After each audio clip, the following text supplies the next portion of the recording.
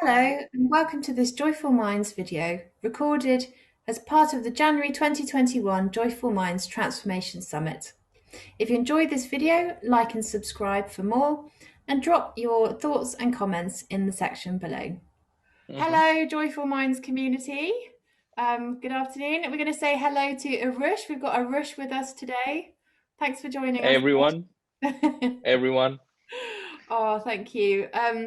For those of you that haven't joined any previous sessions before, my name's Sarah Watts. I'm the transformational coach and founder of Joyful Minds. And I offer individual coaching, group coaching, retreats, and circles. And we've got this week the Transformational Summit, which is designed to showcase a number of different approaches that you can use to make changes in your life. And if you feel called to explore those more, then you're invited to do that. And there should be something for everyone. So we've got lots of different topics. And today's session, we're going to be having a bit of fun, going back to the film theme that we started the week on, and looking at the Matrix. So I shared with you all, I think it was on Tuesday, about how my personal development journey has become an increasingly spiritual one. And the Matrix is sort of held with great reverence in the spiritual community, as being, quite a good metaphor for some of these spiritual principles. So I invited Arush to come and have this conversation with me today, and Arush and I have met in some creative development training. So Arush, would you like to introduce yourself? Yeah, well, I didn't come fully prepared to showcase myself like the way you did, but what can I say? I do teach in creative development. I have my own thing going on in group training and also one-on-one. So I teach people how to basically create magic in their lives using their focus and their attention. So Yeah. in a nutshell, that's me. Amazing. Thank you. Good stuff. And anyone who's watching live, if you want to just give us a thumbs up and a hashtag live so we know who's watching and that you're watching. And anyone who ends up catching up on the replay, drop a hashtag replay. And yeah, drop any comments or questions as we go through, and we will pick up on those. So yeah, let's start then. So why, Arush, do you think The Matrix is so popular? Well, so it came out when I was a kid. Yeah, I think I was 5, 6 years old or something. And instantly, what I fell in love with was the action, the uniqueness of it, the stunts that they performed that had not been performed anywhere else, the camera work and everything, just so unique and so genius. And then as I grew up, as I got into this work, and I watched it again, and I realized, oh, there's so much more going on there, just other than cool action. So, there's this whole theme of the hero's journey. There's this whole theme about spirituality. There's this whole theme about growth, about stepping into your own power, and a lot of stuff that I resonated with personally. And I feel like a lot of people did the same. Where they see someone, where they see a journey, and they're like, I can see myself on that path. Yeah. Mhm. Yeah, I feel the same, actually, because I think first of all, it's just a great story, isn't it? hmm And we talked about the hero's journey, at the beginning of the week, and how stories really draw us in, and we become, really kind of rooting for the character and enjoy the transformation that happens. And I think, like the more I've explored spirituality, the more I've sort of seen how there are some really sort of strong and subtle messages in the Matrix that speaks very much to that, and as well in other films like Harry Potter and whatnot. But the Matrix just really captures it in a way that no other film really seems to. Yeah. So Keanu Reeves said it was real adjacent. I was doing some research on this and it came up in my search. Somebody asked him, "Is the Matrix real?" And he said it's real adjacent. And how accurate would you say, that is? Well, because I think you got to understand why he said that and the context of it. And from what I've read around, I don't know how much of this is true, but the whole cast, the whole main cast, before shooting, they had 6 months to actually read through a lot of spiritual, psychological books, about the hero's journey, about growth, about transformation. and all of that before they actually came to the sets to shoot. They had to know what was going on in the movie, the transformation they needed to experience. And I feel like he's educated enough to say what he said, and yeah, I fully agree with it. I really think it is. And of course, some people might not see it that way, but it comes from, yeah, how deep you go into seeing the structure of it. Yes. And I guess the point is that it's a metaphor of, we're not saying that, um, that the matrix in the way it's portrayed in the film is exactly right, but it's the metaphors that we can learn from Yeah. that film that we can apply to our world. So Mhm. yeah, so let's get into it. So what spiritual principles does it speak to for you? What comes up for you? Well, I was thinking about it a lot recently, and one scene always has always stuck with me, and I didn't know what it meant, even then, but now I realize what it is, and it's when Neo is in training with Morpheus, and he's trying to push him. He's trying to get him to break his limits in training and try to beat him. So he can move faster, he can move more intuitively, and he can beat the guy. And one thing he says is that, don't think you're powerful, know that you are. Mm. And that's the barrier he was trying to get him through. And for me, that is like, that is the transition point where you're like, okay, shit, now he can figure out that he's in the other world. Yeah, wow, that's powerful, isn't it? Because yeah, so I guess it's the battle of the head and the heart, Hmm. that speaks to. Yeah, and our Yeah, for rational sure. mind that's kind of caught up in. Well, we've heard about this in other talks, NLP and all that, around how we kind of get fixated in our patterns, and how the mind can just get focused on negatives, and when we get into our hearts, that's a different thing entirely. So I like what you're speaking to there. Yeah. Okay. And then in terms of the two worlds, the Matrix and then the real world, let's just talk a bit about that.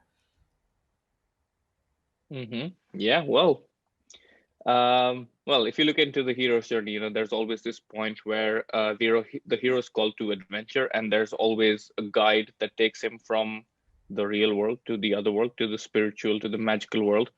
And metaphorically, it's the same, even if you're calling the other world the real world, but there's always this call to adventure. There's always this guide that takes you into this completely different realm where you learn, you grow, you train, and yeah, so what was the question? Because I feel like Yeah. I just drifted back into the movie again. I'm like, oh, I started telling you the whole movie from that point. Oh, we love the movie. Yeah, just this Yeah. idea of two worlds, the Ah, Matrix, yeah. which is, we're kind of living in a false reality, Hmm. versus the real world. Yeah. Yeah, and I think let's link it back to what we just spoke about.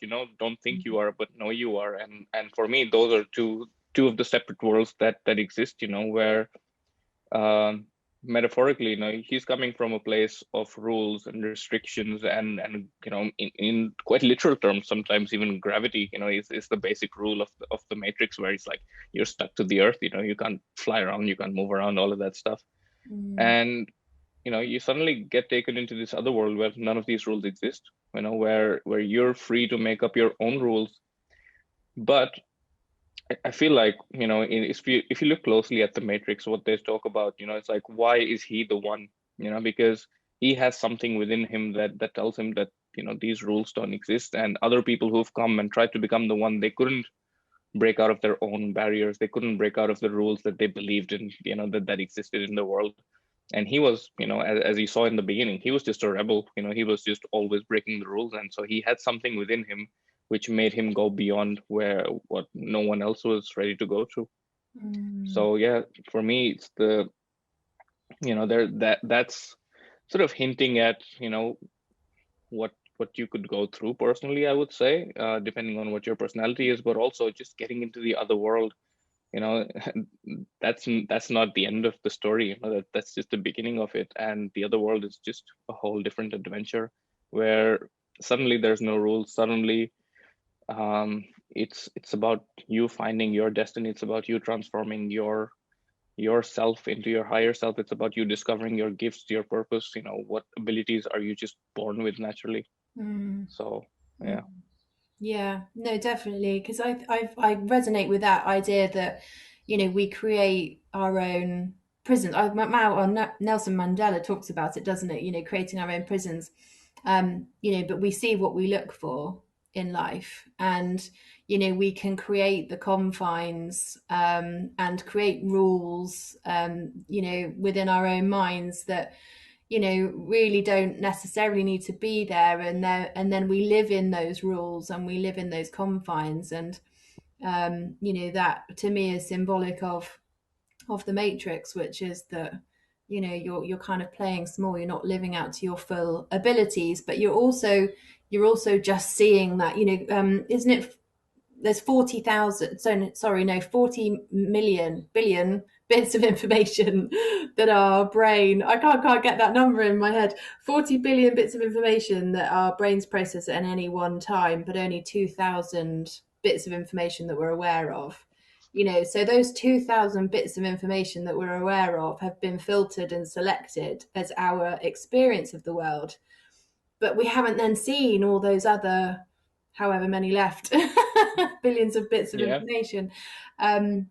And so, yeah, so for me it's this concept around how the Matrix is, a self-created world that we then live in, and it's only a very small proportion of what's really possible. Well, it's actually 400 billion, not Thank 40 you. billion. So it's yeah, That's it. it's just you missed a zero there. I missed a zero. I don't know why I can't keep Yeah, that number in my mind. It's too big to it's comprehend. huge. Yeah. Yeah, it's huge. And and what you're talking about is so true. It's like we build that construct for ourselves. The matrix being a construct. There's an architect to it. There's programs to it. It's a whole structure that is meant to just keep you in that bubble, that doesn't allow you to see what's outside, that doesn't allow you to be adventurous, make bigger decisions, be ambitious. And for the purposes of the system, just stay there is in your best benefit, because that benefits the whole system to function, to work, and feed energy to the machines that are in control. Mm. So definitely, it's about, well, first of all, it's about realizing that there are 2,000 bits of information that you're taking in, and the way you've experienced life and the way you felt life is that that wasn't your choice. Mhm. Those 2,000 bits wasn't your choice. It was just the frame of mind put in front of you. But actually, it was a choice, and you can choose some other bits to look at as well. Mm, mm. Yeah, let's talk about choice. The red pill and the Hmm. blue pill, because that's quite a Yeah. defining moment, Oh isn't man. Yeah. it? Yeah, yeah. So how Morpheus gives. how iconic is that? It's like it's been what, 20 odd years or more even since the Mm, Matrix came out, and that scene is still referred to today. And for me, it's just this the power of simplicity of that scene is just amazing. yeah, Yeah. yeah. I know when we were talking about the hero's journey, we were talking about accepting the call to adventure and crossing the threshold, and how that takes sort of commitment and intention. Um, but we've also listened to other talks this week around choice and how we, get out in front of ourselves so that we can actually choose, rather than being, um, reacting to circumstances and reacting to life, that we actually start to choose it and start to become the creator of our own lives. And that's just summed up in that in that scene beautifully, isn't it? Hmm. Yeah. I can never remember Yeah. which pill is which though. Which pill is it he has?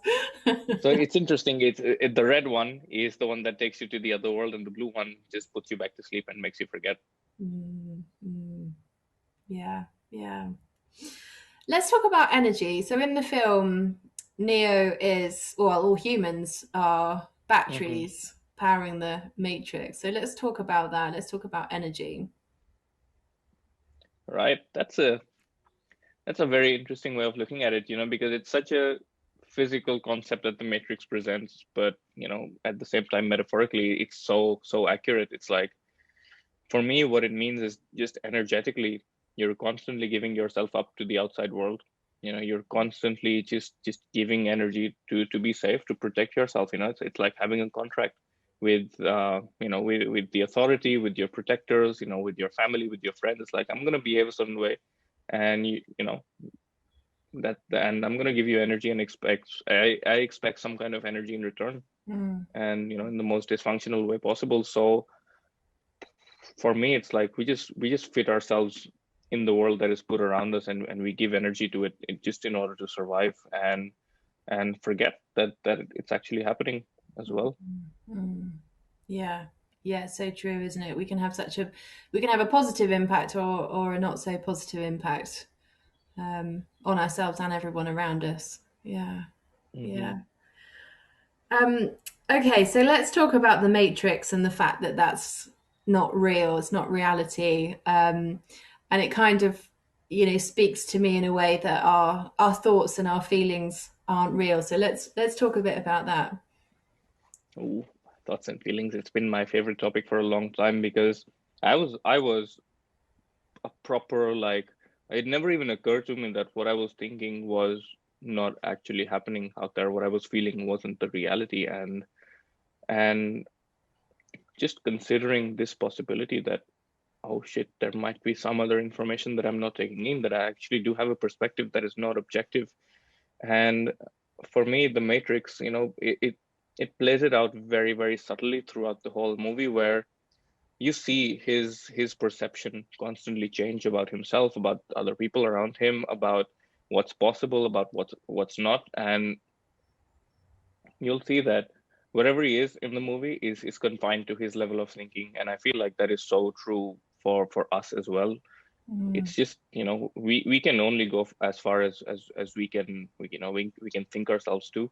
So yeah, thoughts and feelings, it's such a confinement. It's the, it makes us the battery.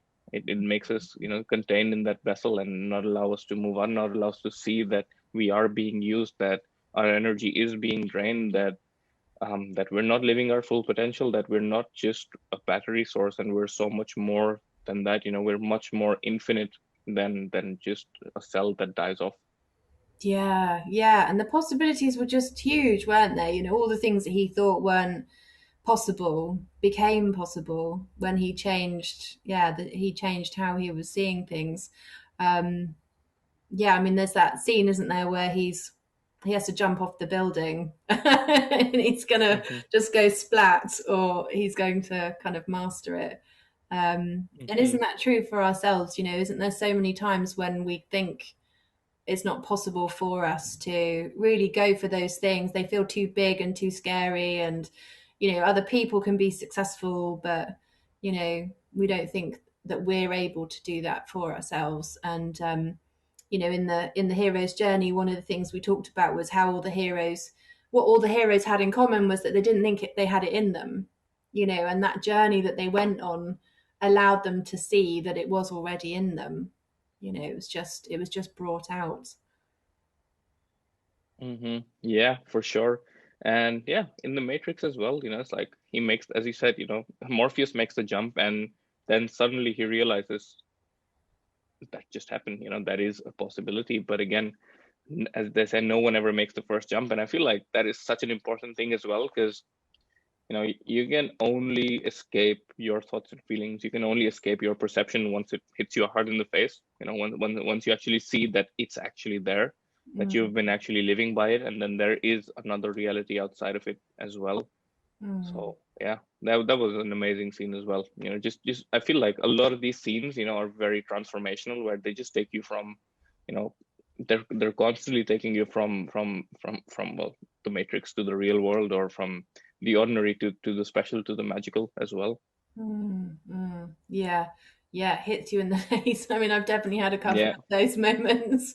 um, I guess that's the benefit of awareness, but it can feel quite confronting, can't it, when we start to see our own stuff, and quite how dysfunctional we can get ourselves into. um, Hmm. yeah. Oh yeah. I mean, the training that we just did recently was a big slap in the face as well. Even after doing it for all of these years, it's like, oh shit, there's still more. Yes, and well, we all have the human condition. That part of us that's always going to keep us, in fear, I guess. And the only way, as we know, to get out of that is to connect with our hearts and to find love, and that can, set us back on the right path. Um, yeah, let's talk about that, setting on the right path. Neo obviously had a lot of doubts about, was he the one, and he went to see the Oracle, and the Oracle told him he wasn't the one, and Morpheus obviously completely believed in him and backed him that whole time. And then he ended up being the one, who was able to fulfill everyone's desires. So let's talk a bit about that, keeping ourselves on the right path, and even when maybe we might kind of have setbacks, and in the context of transformation, how do we stay on that path? Hmm. It's interesting that you say that um, the Oracle told him that he wasn't the one. She actually said that he was, but he wasn't in the right time, or he wasn't in the right place, or Mm. something for which he was just wasn't ready to accept it. And it would just happen in another lifetime, is what she told him. And and also, just a lot of the times, that's something that one needs to hear. And what also, as a pattern that you'll see in the Matrix, is that he was never alone on this path. There was always someone believing in him, there was always someone guiding him, there was always people around him that were excited to see, him believing that he was the one, and wanting him to see his gifts. And he was a person that I feel like I've been there. I feel like a lot of people have been there, where people have told me, hey, you're talented. And I'm like, okay, where is that talent? What do you mean? It's like, you have the power. Okay, what does that mean? Well, I have no idea. I don't see myself as that. So if someone comes up to you and tells you that you're here to save the world, it's like, yeah, all right, sure. Yeah, and it's just me, because we personally think of ourselves as this one body, and we're just here. And how am I as an individual here to save the world? And what I love about the Matrix is that they're constantly connected to the real world as well. They're constantly showing him as a human being. It's like, shit. It's like, how can I be the one? It's like, okay, sure, I have some talents and stuff. I saw that I have some talents. I saw that I don't die if I fall off the building, or if it's like I can get punched in the face, I can jump really high and stuff. But how does that equate to me saving the world? How does that equate to anything? And and one thing I truly believe in, that the Matrix shows, is that you know talents, abilities, knowing your power is all great and stuff, but if you're not putting it to use, then you're still in the Matrix. You're still living the basic life. And and and I think it comes back to purpose then. So if you're not applying, you're not allowing these abilities to be applied to a purpose, then they're all just going to go to waste. So for example, when Morpheus gets kidnapped, when he's left behind, when he sacrifices himself for to save the one, it's like, at that point, he's been told that you're not the one. He's been told that you're not going to survive. It's either you or him. He's been told all the stuff that can go wrong. And he just channels that, and then he's like, fuck it, I'm going to do what I want. I'm going to go for this. I'm going to save him. And that's when he starts to realize that he's more than what he's just thought about of himself. Mm, mm. Yes, there's two key things in what you've said then. One is around having a clear purpose. And I suppose what you're saying there around Neo was that purpose was bigger than himself. It wasn't for furthering himself, it was for the betterment of humankind. Um, and in the hero's journey, we know at the end of that journey, it is about bringing those treasures back into the world in service. And the other thing you said, as well, as was around doing it together. You're not going alone. Have a team or a group or a mentor, to help you on that path. Yeah, those are some really good points that you said. I didn't even realize I made them, but yeah, yeah. Those are some very good points. And yeah, especially the point where it becomes about more than just you, because at the beginning of the movie, it was all about him wanting to escape, him wanting to sort of just rebel against the system and get out and live as something else, and then denying the fact that he was there to save the world, and he wanted to go back into his safe space, but all of that changed when it wasn't about him anymore, where he literally had no choice other than, well, let his friend die or save him, or save someone who, absolutely believed in him. And as soon as you get out of your own way, your power is unleashed. Mm, mm. Yeah, definitely. Um, yeah, so let's talk. Oh, we've talked about a few things. Um, let's talk about everything happens perfectly as it's meant to. You said then about the Oracle saying he wasn't quite ready to hear things. A lot of people talk about divine timing, they talk about synchronicity, they talk about magic. Let's talk a bit to that. Hmm.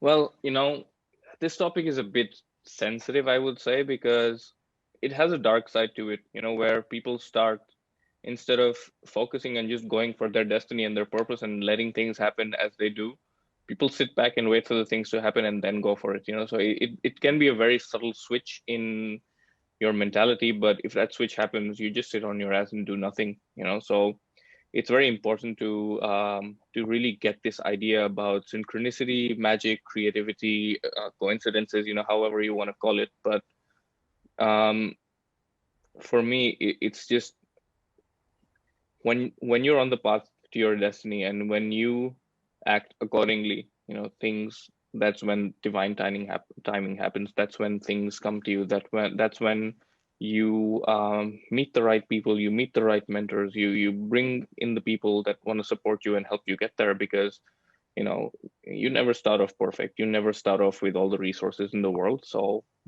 all of that just collects and comes to you. But but you have to come from a place where you're just going for your destiny no matter what happens. You're just going to go save Morpheus no matter what happens, considering the possibility of death and everything. So for me, that difference is really important. You're not, and again, I feel like it comes back to the same thing, where you're just not doing it for yourself anymore, and you're just going out and getting the job done without, no matter what happens. And the other way, the dark side, which I'm so guilty of for most of my life, is like, because as a kid I saw myself in that space where it's like, the whole concept of receiving. It's like, oh, if I just receive, things are going to come to me, and it's going to work out. And if it didn't come to me, then it was meant to be that way. Then I wasn't supposed to get this thing. And very quickly I realized that that was absolute bullshit. That's not how it works. It's like, you don't just sit around waiting for things and they magically appear. You have to go for it. You really have to go for it. And yeah, just the dark side is very, very easy to just fall into, and then just tell yourself this is not the right time, that I don't have the right resources at the moment, that I'll take the next action when something when something shows up. So yeah, the divine timing definitely exists, and it happens. But it's like, it doesn't just happen because you're asking for it. It happens as a byproduct of you going for your purpose. Yeah, definitely. I mean, that definitely resonates for me. Like the taking the action is what, creates something. And it kind of comes back to that choice thing, isn't it? It's not just making the choice once, it's making the choice every time. And I guess every time Neo is tested, he's choosing to continue to apply himself and continue to move forwards on his journey. And I see how that's true in our own lives, because, like you say, we can have setbacks and we can have things happen, and we could just say, oh, it wasn't meant to be. But we kind of have to just keep choosing. We have to keep choosing our end result and know that, let go of the need to work out how exactly to get there. If we hold that end result in mind, the path will happen. We will find the way to get there if we continue to just focus on on that outcome, and let go of the need for it to look a certain way, but keep Hmm. choosing that end result. Yeah, and also, I feel like there's one other thing to it where, um, we've done all of these exercises where you come up with your purpose, when you come up with your natural talents and abilities, but if you're not connected to it, it can feel really separate from you. It really feels like it's too far or it's too much or it's not meant for you in this lifetime, even, some of those things, because they just feel super far, super, out of your reach. You're not good enough or you're not powerful enough. You don't have the right resources and all of those things. And that can cause big trouble because it's like the whole thing about being connected is like, well, you know it's your purpose, it's your natural talents and abilities at play, so of course you know how to get there. Of course you're going to come up with the right ideas to get there because that's your purpose, it's no one else's. You're not following another person's footsteps that you have to go out and research, that you go have to go out and find the answers or something. It's your path that you're carving out for yourself. So I honestly feel that there is no wrong answer in the way you move forward, especially when you're on this path of your personal destiny. Yes. Oh, I love that. I love that. That's fantastic.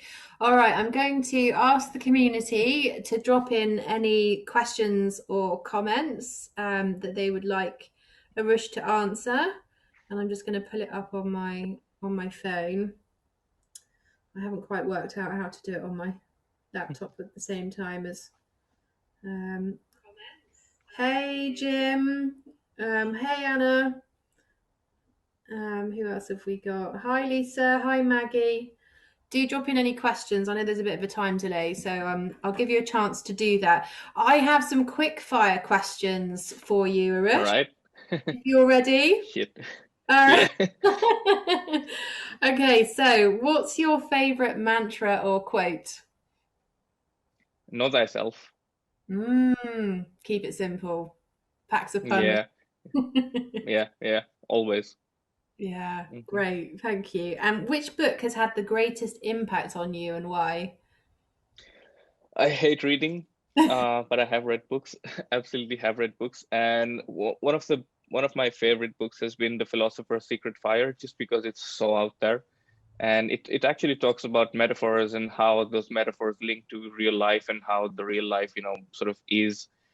It reflects art and all the spiritual and the magical things that we've experienced in the past, and just linking everything to ground reality and how humanity evolved through that as well. Mm, So it has a lot of concepts like zombies and vampires, and where do these concepts come from, why do they exist, and how do they still play out in real life. So mm. really cool stuff there. Sounds like a good book recommendation. I'm a bit like you. I love books, Hmm. but I find, yeah, it takes me a while to get through a book. And thinking of the Matrix, I wish I could have that, plug in the back of my Yeah, just download it. yeah, just download some books. That would be That would be cool. nice. Okay, and the last one. What one key learning have you had that you would share with humanity? Um, that you already know, and this is a recent one from our workshop together. It's like you already know. You just need, as we said in the beginning, there's 400 billion bits of information, and you're choosing to see those 2000s, and somewhere outside of those 2000s is your destiny, is your purpose, is your natural talents and abilities, is your path, is the steps that you need to take to get to that path. So you already know, and you just got to assume that and go for whatever comes to you, and it'll be the right thing to do.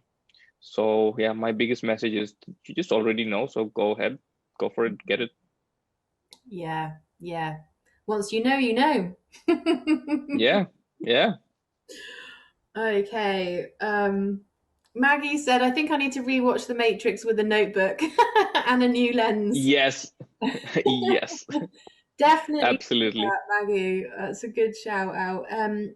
Jim, there is on chap who what there's one chap who can't handle knowing and wants to go back to the Matrix and not know. Yeah, there's that guy, isn't there, who likes the steak Ah, goes back. What are your thoughts yeah. on that guy?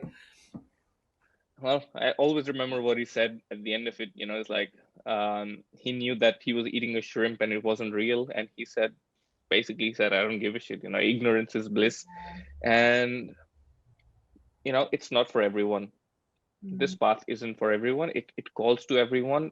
Everyone has a hero's journey. Everyone gets the choice to the call for adventure. And as you say, it's a choice, and if it wouldn't be much of a choice if you couldn't go back and if you couldn't say no, you know.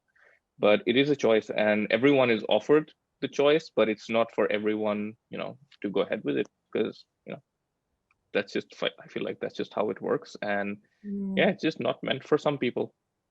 Yeah. Yeah, I feel as though I can't remember that guy's name, but I suppose that the reality is the resistance got too much for him, and what we talked about in the hero's journey was facing our dragons and and pacifying them, overcoming our ego, and our limited beliefs and all the things that we've believed to be true about ourselves. And sometimes it's just much easier to be in that ego, isn't it? Because we're not pushing against it. We're not having to Hmm. try and fight it or manage it, and we can just be swept along, in that path. um the resistance got too much for him in that, and I feel as Yeah, for though, sure. maybe he didn't, maybe if he had focused more on having a mentor help him in the way Neo did, because obviously Neo had a lot of focus and support. I feel as though there are times when the resistance can get so much that we do need, to get help with that so that we can manage it. It's I think of it sometimes, it's like when you've decided to eat healthy, like January, when everyone's like, dry January, I'm going to eat healthy, I'm going to not drink, and and then you have a bad day and it's like, I really know I shouldn't be eating this chocolate right now, but I'm just going to Yeah. because it feels better. Hmm. Sometimes giving in just sort of feels easier, but and I guess what we said in the hero's journey is sometimes we have to go on that loop a few times before we're ready to actually go on the proper Hmm. journey. But there'll come a point when, you know, it's not good enough anymore and that you really want that change. So who knows, maybe that guy who went back to eat his steak, once he went back, would realize that it wasn't as fulfilling as he thought it was going to be. Hmm. Who knows? Who knows? Because one of the things I feel personally with this guy was that his personality kicked in, where he was like, he wasn't the most important person anymore, where the Mm. woman he loved the other person. And suddenly you find yourself in a place where, well, what I imagined it to be isn't that anymore. So either you move forward, you make something up for yourself, you create a new world for yourself, or you retreat, you go back, and you forget. And I feel like that's what happened over there. And well, that's what he tried over there as well, at least. And he wanted revenge, he wanted to kill Neo as well. But um, you know, bringing it back to real life, there's so much truth in what you're saying as well, is because like I see that in my culture over here, where you know, like the kids, man, like kids are so terrified of their parents, and doing anything that upsets them. That's just how it is culturally, and it's like, especially when you're living like generations of families together in one household, where you have your grandparents, where you have your parents, where you have everyone surrounding you all the time. And that was definitely the case with me. You're always being taught what's right, what's wrong, what you should do, what you shouldn't do. So in cultures like mine, it becomes very difficult to say yes to the path. I've seen that. I've done workshops over here, and people have literally come up to me saying like, I'm 27, I'm 28, and I'm still studying. I'm doing my MBA and stuff, and I really want to do what you're offering, but my parents would kill me, if I do anything like this. So I just can't help it. That's the response I've got so many times. Yeah, yeah. And I guess they're not ready yet. Yeah, Yeah. for sure. And it's not that it's not gonna come across their path again. They're gonna find, it keeps calling. It Mm, keeps calling for all your life, and you can either choose to take the path, or you can just keep avoiding it, keep ignoring it. mm, mm. Yeah.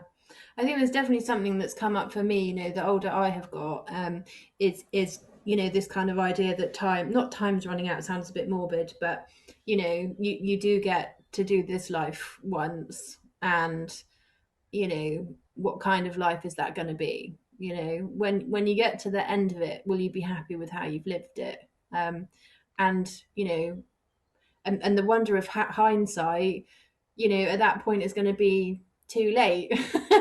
So, Yeah. try and bring some of that motivation into the moment, and see the bigger picture about, if you carry on in the same patterns, in the same processes that you've always had, multiply that out by however many years you think you might live for.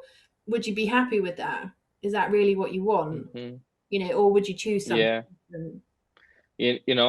This reminds me of another scene from The Matrix, which I completely forgot about the point where he was about to quit, where they were trying to remove the bug from him when he was in the car, and he was like, fuck this, I'm just gonna go. And Trinity says, it's like, this road, you know exactly where it ends, you know exactly what you're gonna do tomorrow. You know exactly what's gonna happen. You're gonna get into work late, you might get fired, you might get punished or something like that. You know exactly where your life is leading right now. And the question is, do you still want that? Hmm. Yes. Yeah, that's giving me goosebumps. It's so true, though, isn't it? So true. Yeah. Okay. Right, we haven't got any more questions come in. Is there anything else that you wanted to add to that, Arish? Well, just watch the goddamn movie again. Everyone who hasn't, just watch it again, and from a different perspective, especially if you know about the hero's journey, if do a bit of research before getting into it, so you know what you're looking at, and it'll give you a great reference to your life, to how movies are written in general, to what works, what doesn't work when it comes to good cinema as well. And and structurally where your life is, because it really does, the hero's journey, movies, films, everything, they represent structures that exist in life. And you can definitely identify where you're at. It might even give you a hint of where to go forward from there. Yeah, and let us know once you've done Yeah. that. Mm. Let us know. Yeah, that'll be fun. Yeah. Oh, thank you so much, Arish. Thanks for being here. Thanks for joining Of us for this course, my conversation. pleasure.